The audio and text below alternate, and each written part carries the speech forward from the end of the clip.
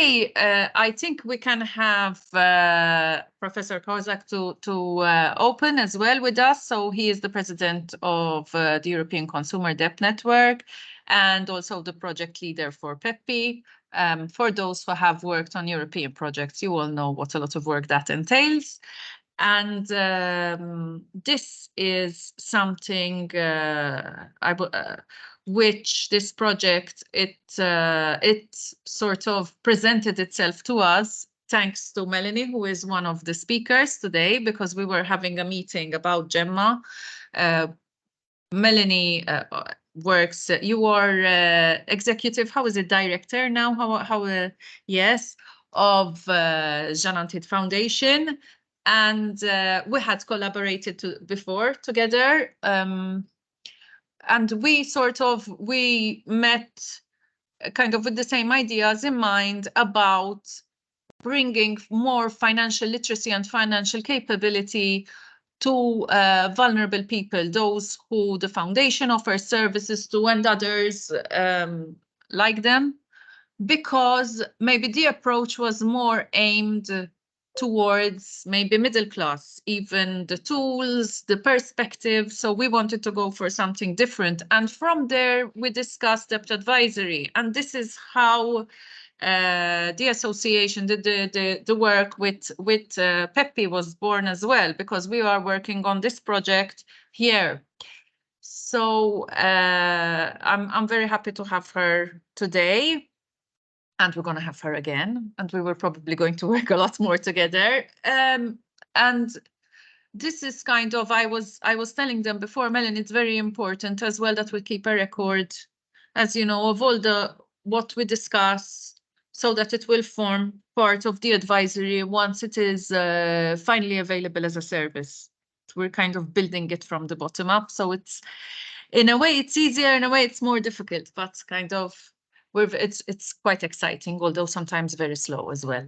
So today we are going to be speaking about the services and how you help, I guess, in the absence of a formal structure. So Professor, sorry, because I was supposed to hand over to you and I got a bit carried away. Maybe you can talk a bit about the project and maybe even what we're doing here. Thank you very much, Helena, for inviting me and having this final network meeting in Malta. The PEPPI project is a grant which is co-funded by the European Union, and it's a kind of gesture of honor for our work we have done since 2007 as European Consumer Debt Network. In our statutes, we say that we want to improve the provision of debt advice services all over Europe and to improve financial education, and both especially for vulnerable groups and especially to guarantee social inclusion. As you know, social inclusion is one of the major subjects of the European Union. It's the Lisbon agenda, and debt advisory services are a part of and support of social inclusion. So we as PEPPI have, as you can see from 2007 and even the years before, a long-lasting experience how to manage and to organize debt advisory services. And we are therefore very pleased to share our knowledge and experience with all the partner countries in this PEPPI project, which are countries which have been identified with very weak or even non-existing debt advisory services. Malta was identified as such, and as we know and as we have seen, and by our talks with Helena and Archibald, there's more or less nothing really precisely focused on debt advisory services in Malta yet. You have this brilliant website Gemma, which is very informative and is kind of a good part for financial education. But what is missing is really debt advice. Now the Consumer Credit Directive number 2, which will be put in force in December, this year in December, makes debt advisory services, or the provision of debt advisory services for each country in the European Union obligatory. So you have to offer debt advisory services in the future, and they have to be professionally organized. They have to be more or less cost-free. They have to be independent, and they have to be with a holistic approach. This means it's not just that you know cover financial affairs and financial problems, but you have to look or to advise psychosocial problems as well. I know that Helena was in Ireland the last months to see how the Irish people do debt advice services. They are governmental, fully governmental finance, and they have a long tradition since the early 90s of the last century as well. So this is a very good practice model to look at, and maybe to take from Ireland to Malta somehow. You have, again, by the Consumer Credit Directive number 2, you have to offer debt advisory services from December this year on.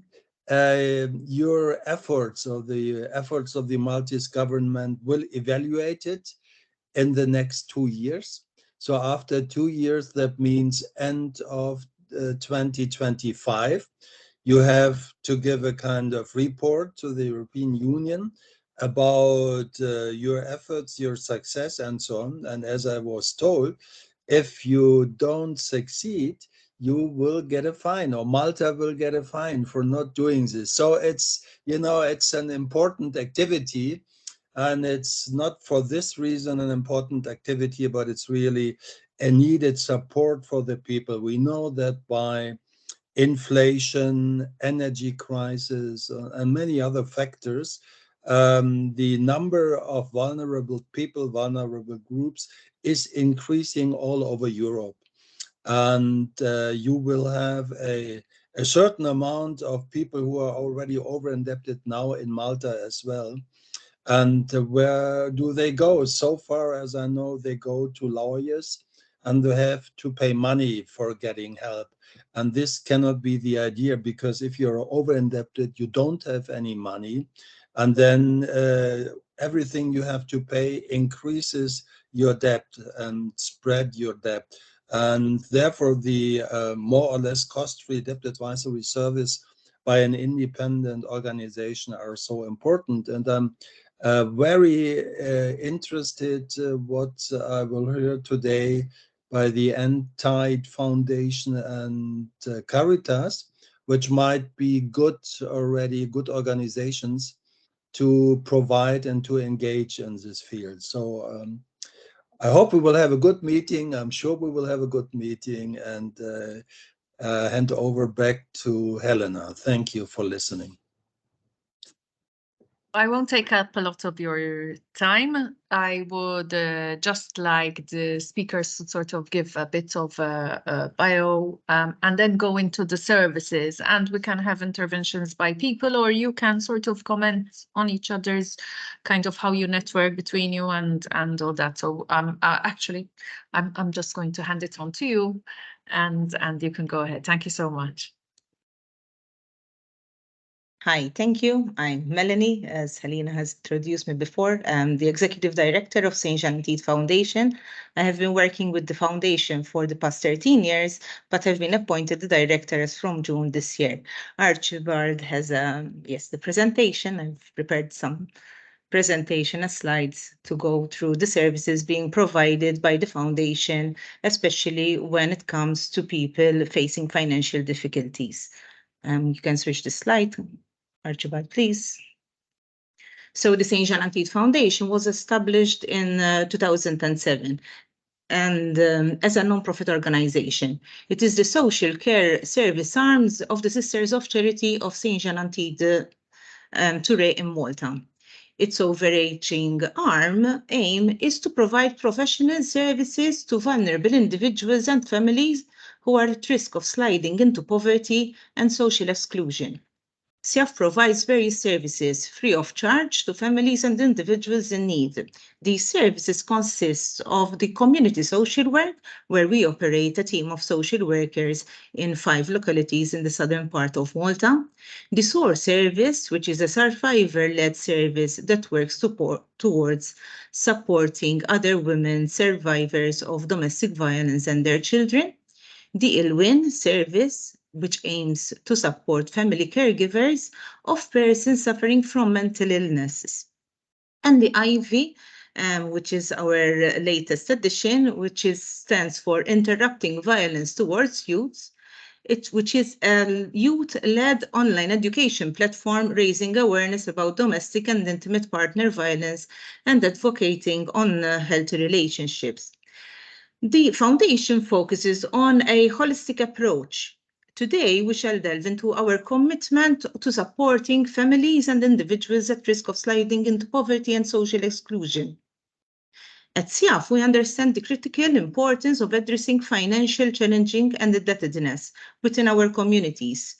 Our dedication to address indebtedness goes beyond financial assistance. We focus on holistic support and the power of networking to transform lives and the communities. Can we change the slide, please? So just a quick overview of 2022. The foundation assisted 635 families through all its services. Of a significant note, we addressed the pressing needs of 186 new family cases that sought for our assistance. Among these new cases, a staggering 47 families, which comes around 25% of the newcomers, were grappling with financial difficulties at imminent risk of sliding into poverty. Our tireless dedication to empower families in need and the surge of new cases facing financial difficulties underscore the urgency and the importance of a holistic support approach. Can we change the slide, please? So this would discuss the type of support being provided, especially by the social work aspect. At SIAF, we believe in as mentioned, the holistic support that addresses every facet of our service users' needs. SIAF practitioners carry out comprehensive assessments considering the household situation, financial assessment, including the income and the expenditure, and the family support network to evaluate the risk of material and social deprivation. A care plan is drafted with the service users to address the needs of the household members. SIAF practitioners seek to engage compassionate volunteers to provide additional support for families who do not have a strong support network. The foundation also provides various in-kind support, especially to families and individuals that are facing financial difficulties or difficulties in making ends meet. Here we've listed a brief overview of the in-kind support services we provide. We provide food and hygiene aid hampers to ensure that the family has access to essentials. This year, as from this scholastic year, we are providing, this week we had increased the amount, 33 daily lunches for children coming from families facing financial difficulties, thus ensuring that providing nourishment to the young ones while they are at school. For the past 5 years, we have been running the Back to School Supplies campaign to ensure that students are equipped with stationery and uniforms for their educational journey. With the onset of COVID, we had set up an emergency bailout fund, which provided a safety net for families facing crisis situations. And through this fund, we have covered payments for electricity, utility bills, people that were at risk of eviction because they couldn't afford to pay rent. So this was an emergency bailout fund after the assessments done by the social workers. And we are also running a child acute needs fund to cover expenses for children's well-being. And these can vary from the needs of appointments, doctor visits, spectacles, therapy, assessment, psychological assessments. These are covered after the social workers proposes, requests support, financial support from the foundation for the families that we are supporting. All this is provided by, as I said, by our practitioners who continuously assess and adjust the support and to ensure that it remains effective. SIAF, which stands for the St. Jean Antide Foundation in short, supports cover a wide spectrum of needs, empowering families to overcome challenging while being closely monitored to sustain progress. We seek that the families do not become dependent on the foundation, and sometimes they do need an extra helping hand. We can change. So while all this is being provided, the practitioners navigate through the complexities of the current support system. Following, I've listed some common challenges that we encounter. The financial crisis, the rising cost of living, and the pressures of inflation continue to be the major issue brought about the aftermath of the COVID-19 pandemic, the higher prices attributed to the consequences of the wars. There is a sudden shift of the socio-economic situation, putting the middle-class families under more financial stress and the rise in the likelihood of debt. We hope yesterday there was the budget speech announced that with certain initiatives will alleviate the burdens of some of these families. We've been mentioning throughout all the webinars that we had the unreasonable repayment terms being encountered by service users, by some utility providers or rental providers, which are affecting the financial struggles of these families. The lack of affordable housing. Finding affordable housing remains a challenge in Malta, contributing also to financial instability. Limited access to credit. Many face barriers to accessing credit, which hinders their ability to bridge financial gaps.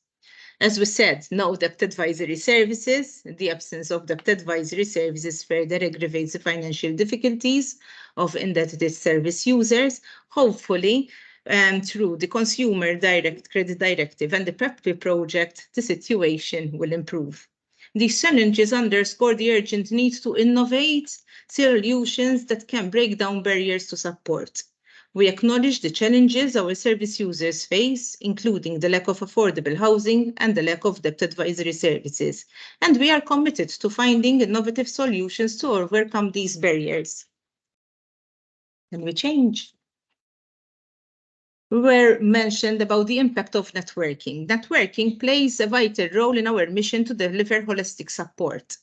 It facilitates collaboration and resource sharing, being Malta so small and resources are scarce, ensuring comprehensive care for our clients. SIAF effectively participates in various platforms and networks, both local and regional, amplifying therefore our impact. Some of these are the Anti-Poverty Forum, Malta, the Platform Against Homelessness, and the Malta Health Network. These connections enhance our ability to provide tailored support to diverse communities. Partnerships in the community is vital for sustaining the support offered to our service users. For example, our partnership with the Parish Diaconia from our social work catchment area is a testament of the strength of community collaboration.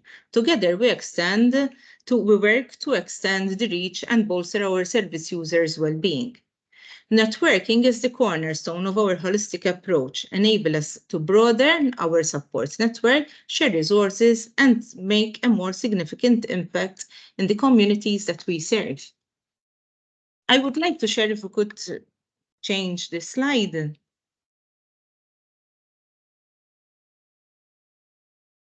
And I don't know if it's blocked or anything. I'm not seeing it still. I'm seeing half a screen. I'm not sure what you are seeing. Yeah, from my side, I'm seeing the full screen. No, because I I was changed. seeing half as well. I think because you changed it. Mala, sorry. No, it's not a problem. This slide where there are two photos in it. Mala, the slide. How are you seeing it like this? No, it's still the same. Mala, stop share. Let me share again. So Give me 1 second, please. Full screen mode. No, I can't. Sorry, I can't share a full screen mode. Okay, is it good like this now? Yes, it's good. It's All good. right. So here I would like to share with you some stories from the families supported by the foundation. In the first image, we see the support to a young girl's family facing financial hardships that could not afford an optician visit. Networking with an ophthalmic practitioner resulted in a sponsorship for the specialist visit and the glasses, providing hope for a brighter future for this young girl and her family. The second image is a screenshot. It's sort of a Maltese, which was received by one of our social workers from a family of 3 children who expressed gratitude through the foundation. Networking enabled us to provide essential ingredients for the school lunches for the 3 children that they couldn't afford, ensuring that the children received proper nourishment throughout their school day. These success stories are just a simple a tip of what we try to impact by collaborating with other agencies and organizations. Working together, we effectively address our service users' needs, bringing hope and positive change in their lives. And the last but not least.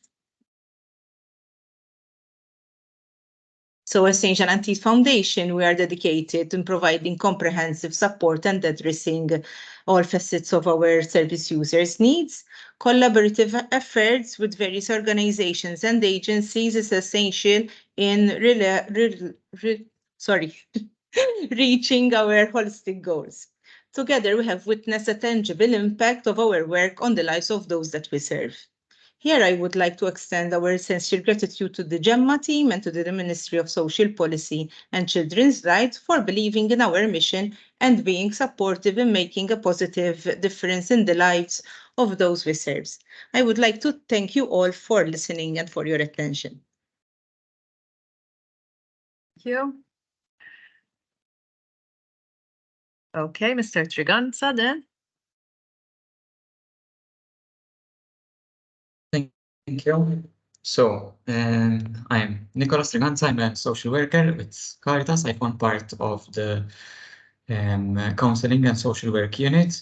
So, just as an introduction, here in Malta, Caritas is well known with dealing with clients in substance misuse. But apart from that, there's also another section which I form part of, which we call the head office, sort of, where we deal with basically all types of clients that not necessarily that don't necessarily have any addiction involved. So poverty, homelessness, etc.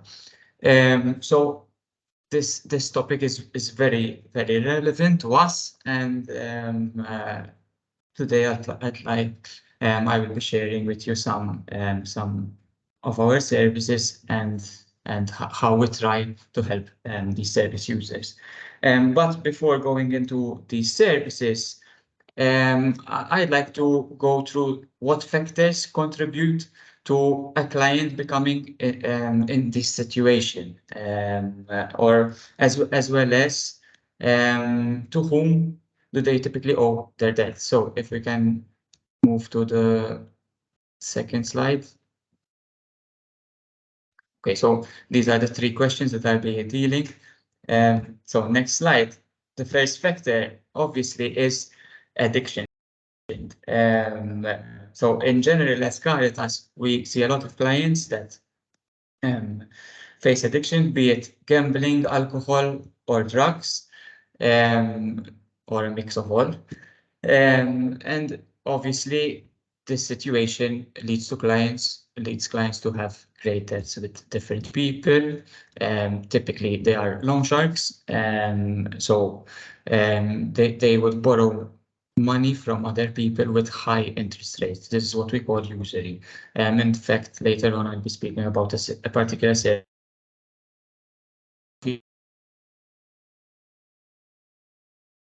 situation because these people are in the nicest, let's put it that way. Another factor that affects is termination of employment or unemployment. Obviously, in Maltese, we have the expression "taqlaħ ħaw tikolla." It means that every month you just get by. So we have a lot of our clients are in this situation, and when their income changes, obviously now they need to sort of try and fix the situation. And most often what happens is that they prioritize their expenses and end up not paying certain bills or certain other expenses that they have and creating debts in that area. Low income, minimum wage, people who rely on social benefits all face this situation of sort of prioritizing and saying, okay, I'm going to prioritize my rent at the cost of not paying, for example, my utility bill. But then at a later stage, you're going to be faced with a large bill that you need to sort of deal with. Other situations are sickness, for example, physical and even mental health issues that might affect our clients, as well as any family situations. For example, I remember a case that we had in the past. She was an elderly woman, 70-year-old. Basically, she had a deceptive husband. She came to us 2-3 months after her husband had passed away, and she used to rely completely on him, as in he used to be the main breadwinner. He used to take care of all of the expenses, or so she thought, because later on, after he passed away, she realized that he wasn't always paying the bills and he wasn't paying the rent, and she was faced with an outstanding rent amount of 4,000 euro with the housing authority and around 10,000 euro with ARMS. So obviously, then she couldn't do much, but we tried to make agreements with both entities and sort of make a financial plan together. As I mentioned already, so to whom do they owe these debts? Friends, family members, loan sharks, the flat owners, bills, and as well, recently we've had quite a number of people who owe money to Social Security. Basically, it's either because of overpayments for social benefits or because the clients were not necessarily saying the whole truth when applying for these benefits, and obviously then once they were either reported or something else, Social Security noticed that they were being paid these benefits when they were not necessarily entitled for them, and they're asked to pay them back. We've seen even people who had thousands of overpayments, and of course there's the dilemma of how far are we willing to help in such situations. One more thing that I'd like to mention is that this sort of new or relatively new social class that's sort of being created. We're referring to it as the stretched class. These are people who don't necessarily qualify for social benefits because they earn a salary and they're just above certain criteria. But at the end of the month, they are still struggling to make ends meet. They are still struggling to pay the rent, the electricity, and all the other expenses. So now moving on to our services, so we can switch slide to the next, or I think it's the following slide. Next slide. Okay, so as I mentioned, usury is something that we offer a service in. We have the Foundation for Victims of Usury. It's a separate foundation, but it works within Caritas. It's been going on for, I think, over 20 years. Basically, we have weekly appointments of around 2 or 3 clients a week. And we have 2 volunteers, one an accountant and an auditor, who come here. They meet with the clients, with the victims, and we go through the whole situation. So we try to take a holistic approach as much as possible. It is very crucial and important that these clients tell us the whole situation. Normally, when there's usury involved, there's the root problem. So, for example, most often it's an addiction, and it's important that whenever these clients come to speak to us, they tell us and they inform us why they ended up in usury, so that we can tackle the whole situation. If need be, we refer internally or externally. We offer therapy. We can help even with the substance misuse. So we try to take care of all the aspects. Obviously, the foundation for victims of usury would take the sort of the financial aspect of it. So what we do is we try to act as an intermediary between the victim and the loan shark. We try as much as possible to minimize that the victim communicates with the loan shark, because, as I said earlier, most often these aren't the nicest of people. There are many threats involved. At times, even the loan sharks go to their places of work, asking them for money. They often also, unfortunately, go to their houses at times, and they find either family members or anyone else. So it can be very challenging for our clients. So in that aspect, we try sort of to act as a shield. And of course, through this service, we try to establish a financial plan that makes sense for our victim.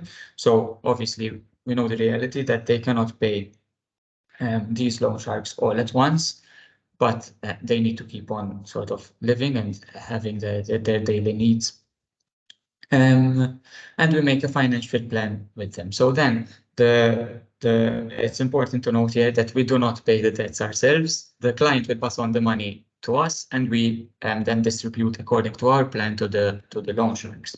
The second aspect is through our counseling and social work unit, as well as our prevention and community team. We try to, through different sessions and in our case, the social workers, through one-to-one sessions and on a case-by-case basis, we try to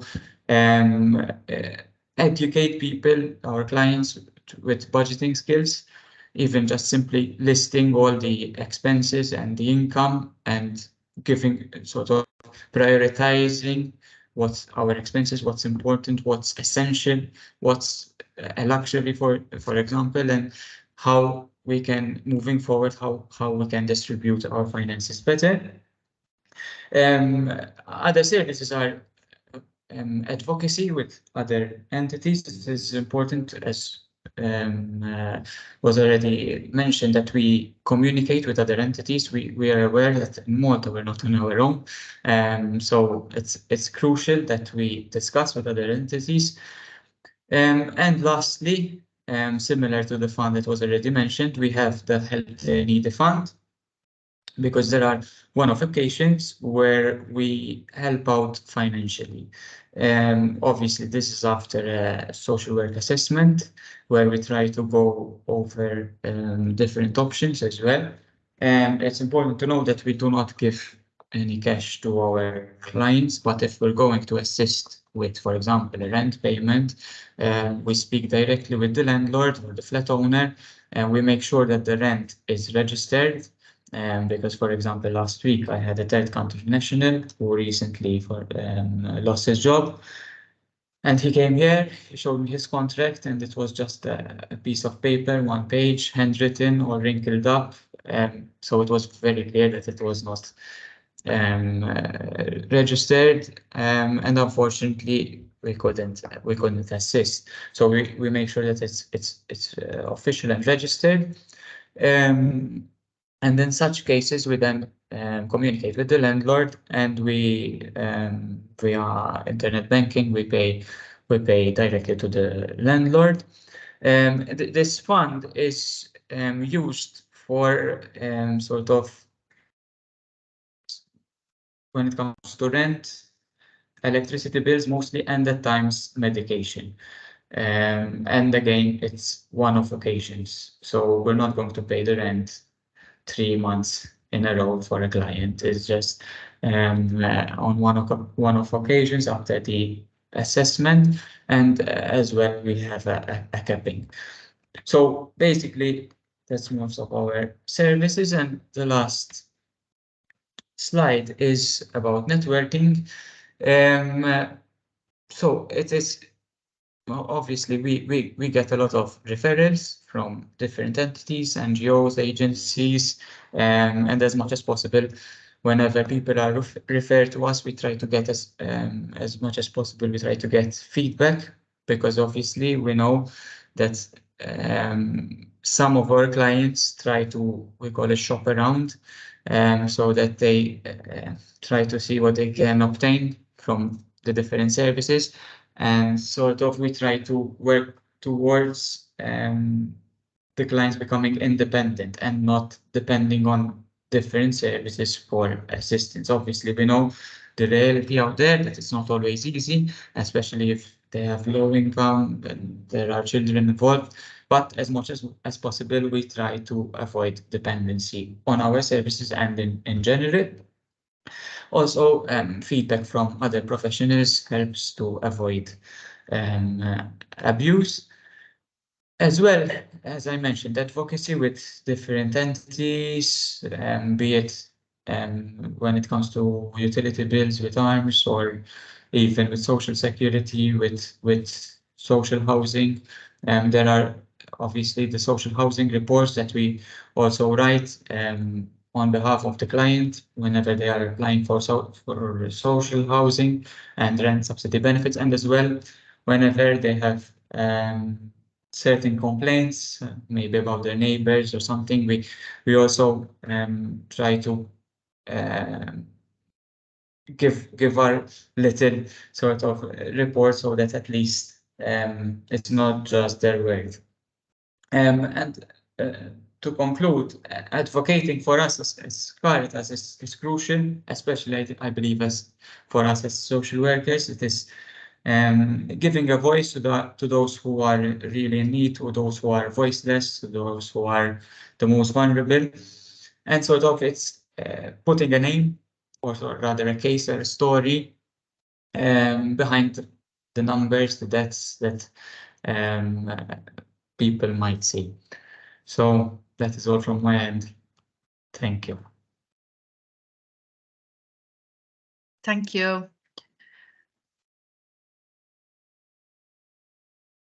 Dieter, do you have any questions for them, for our speakers? Thank you for these two very interesting presentations. I can see, I mean, from my point of view, there's an external that Caritas is mainly concentrated on addiction and addicted people with financial problems. And the St. and Teat Foundation is more kind of general family support thing. So these are two very good positions to develop debt advice as an additional skill or tool. And by our research, we once said that for 50,000 inhabitants, there should be one debt advice service center with 2 people. This would mean Malta needs more or less 10 debt advice offices with optimal 20 staff members, 2 for each. So I don't know, because as I could see, like the St. and Teat Foundation, I mean, you have 40 cases something with financial problems last year. And if you think that Malta, by all estimations, would have like something like 40,000 over-indebted people, because usually it's 10% of the plus minus, but it's 10% of the whole population. So you have 40 families and you have 40,000 over-indebted persons. So this is really a gap, a big gap, which should be covered by future activities. And I think what you said, Melanie, about the networking, this is really, especially for Malta, because you are a small country. I mean, your size of the country is not that big. I mean, I know that you have a terrible traffic problem from my last stay in Malta, but still, you know, the distances are not that far, you know. So it could be if you could use the existing services and offices from the different organizations and just you make kind of combine them, and Caritas still has a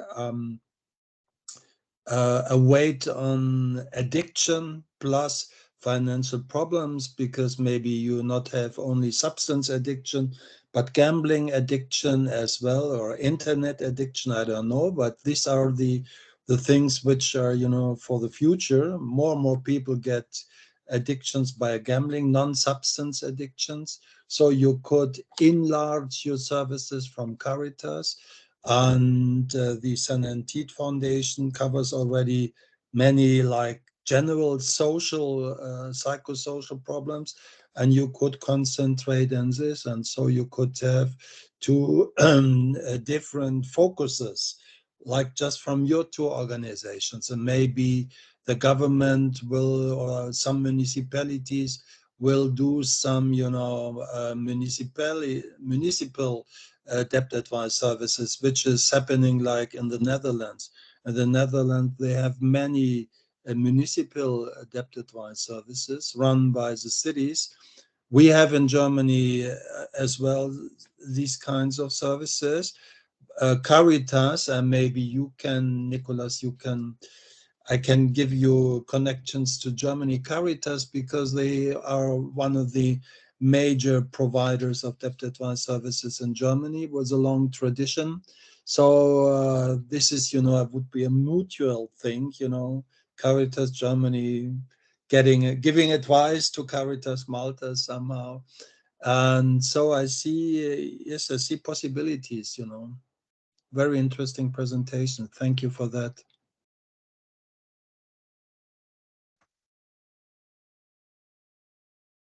So, do any of the participants have questions? I have a question for you as well, Dieter, actually, but I don't know whether the speakers would like to speak about maybe their expectations, or, you know, not just about what is the outcome of the project, because I think that will come even more later. Now we are just networking and learning, so we're kind of building.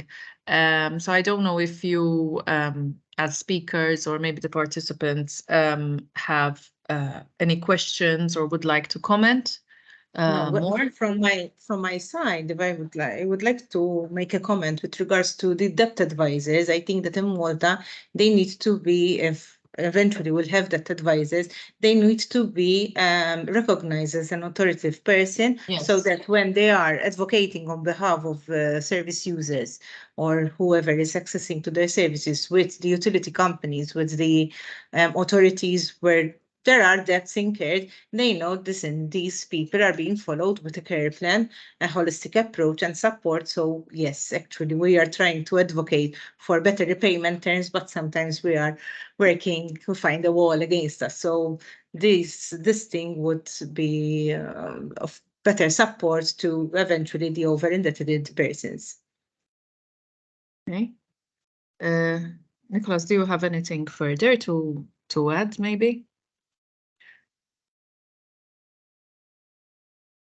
So as Melanie said, I mean, it's good that these would be recognized, because as she mentioned, that at the time it's a bit difficult. I mean, we try our best to communicate and to establish better repayment schemes, but it's not always that easy, and it's not always successful, especially because they would have low income, so the repayment, the amount that the monthly installment would be very minimal. So I hope that the expenditure aspect needs to be taken into consideration, not just the income aspect. So, because when one considers the actual expenditure a family entails, and they end up with 50 euros to cover all the month, and they have 200 euro utility payment, repayment in terms of overdue bills, it's a sort of, you're saying you're just going to be over indebted for all your life. Yes. I have a question about the insolvency scheme in Malta. Do you have an insolvency scheme or an insolvency law? You don't. No, but if you can, I think they are more focused on, like there are businesses, you can be declared bankrupt, but really and truly, as such, some legislation which could sort of support more, I don't think, apart from it's very difficult to get feedback, as you know, Melanie, last time, even to get somebody to speak about it. It's always seen either as a business, and the debtor is sort of, there's a very, very negative connotation. The legal perspective is that the debtor is like more of a criminal, kind of, at least that is the feeling that you get, more than anything else. A defaulter, it's always, I mean, all right, it's not positive to have debt, but in the sense that the perspective is very negative towards the sort of the criminal act. It's seen as intentional, I find, a lot, there is the empathic side is a bit lacking, and even this is reflected as well maybe in the legislation, I think, and lack thereof. What I would like to ask, because you were mentioning, and last time I think the speaker in the final PEPPI webinar discussed that there is 2 years for reporting, but a service by December.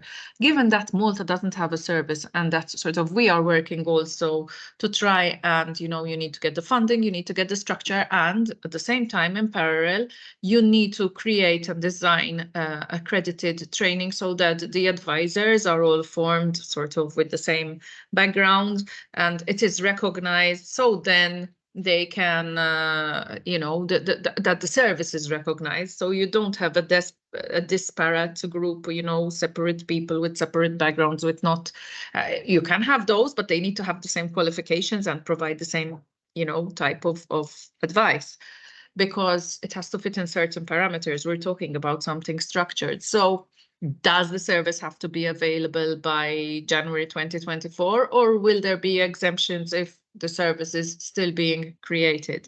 That is what I wanted to ask. That's a difficult question, Helena.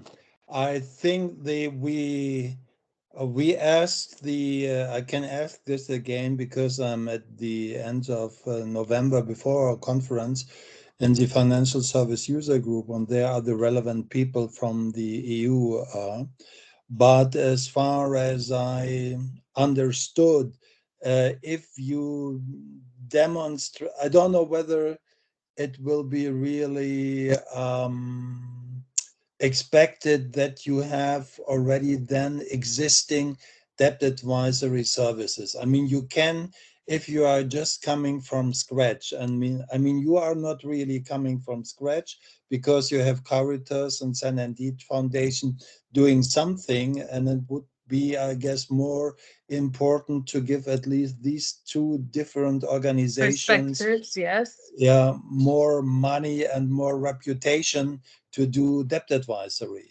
So I think this will be kind of startup situation. If you, in the next 2 years, develop, startups for debt advisory, which you can, then this might be recognized already as a kind of fulfillment of the directive. But you never know. I mean, this changes within time, and regarding the professionalization of debt advisory, I'm convinced that our online academy is one of the best tools for doing this, and we have a kind of connection to the University of Malta in Valletta. And I mean, it could be, I mean, we have to develop this together, but anybody at the university level or post-educational level could use our webinars, our presentation. We will be further work on this, and we have so much to also in our knowledge base at our platform. So this together is the perfect fundament for becoming a debt advisor. I mean, you have to get practical experience in talking to people, like communication skills and general advisory skills. And therefore, you need supervision by, you know, psychologists or communication experts. But the basic rights and the basic procedures are showed there in this online academy. And it's just we just have to develop a possibility, and within ECDN we are discussing and thinking about this as well, how we can license people. Yes, you know, can develop a kind of test and then giving a certification that somebody not just has attended and read and listen what we have there, but is able to, you know, to repeat this or to answer specific questions regarding the subject there. So, but this is, you know, next year, I think next year activity by us, you know. Okay. All right. Yes. I don't know. I know, Yes. just one word. I asked the responsible EU officer who will be the main contact in each country, and they told me it will be the finance ministry in general. Despite, you know, who has, usually you have different responsibilities, but in some countries it's a ministry for family affairs, and others it's a ministry for social work, and third one is justice, another it's labor. So it's very diverse on the European level.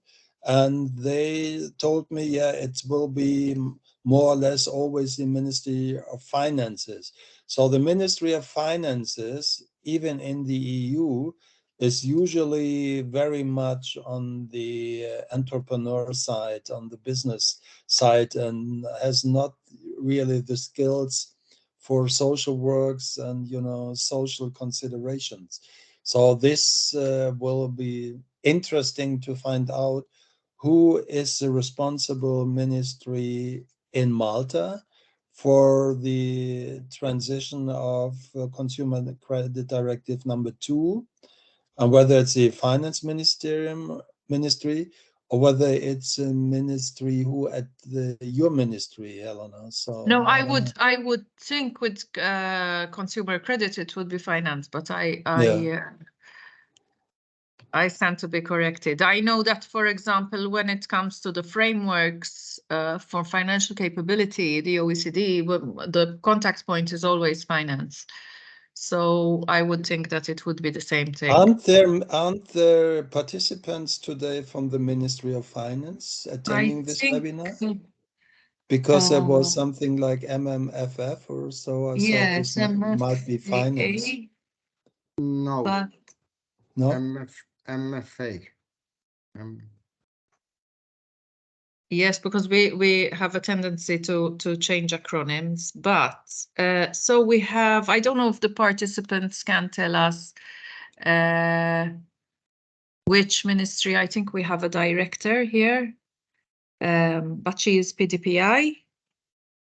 From which ministry she's? We've got Miss Zamit. We're from the active aging.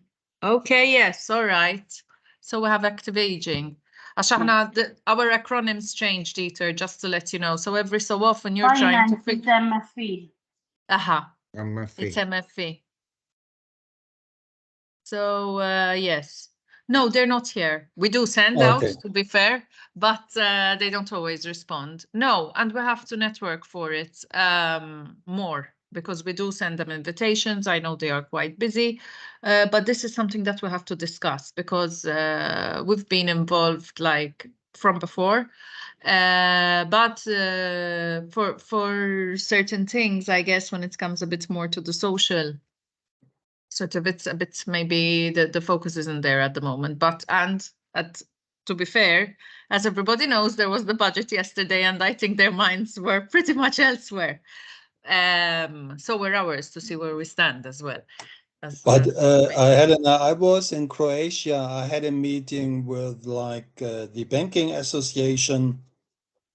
We have over here today. We Yeah. have the Malta Bankers Association. And today. I had a meeting with a director from the Ministry of Finance, and they were very much interested. So I think it's always good to have a personal meeting with somebody, not just, as you know, I haven't to tell you, but just, you know, by the personal explanation of the project and debt advisory services, what they mean, how it's organized in Europe, and so on, then they get more involved. I had the feeling like the Croatian Ministry of Finance was very much interested in the development. And if they are now becoming the responsible ones for the transition of the CCD2, then it's always good to have, you know, a personal contact to them. So this might be something you can do in Malta. Yes, we will do it, definitely. Okay, no more questions.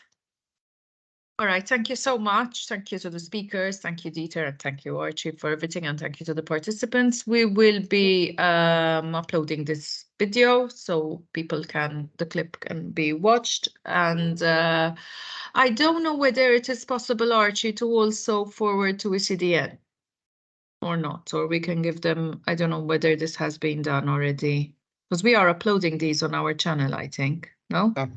Forwarded to whom? Yes, to Dieter for the upload. I don't. Okay, all right, not a problem at all.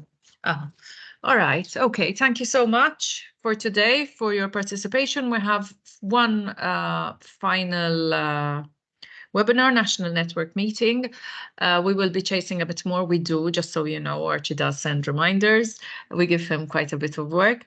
And we look forward to closing this, to seeing something on the ground and something, you know, of value. All right. Thank you so much, everyone. Thank you. Thank you, Archie. Thank you. Thank you, Helena. Thank you, everyone. Okay. Bye-bye.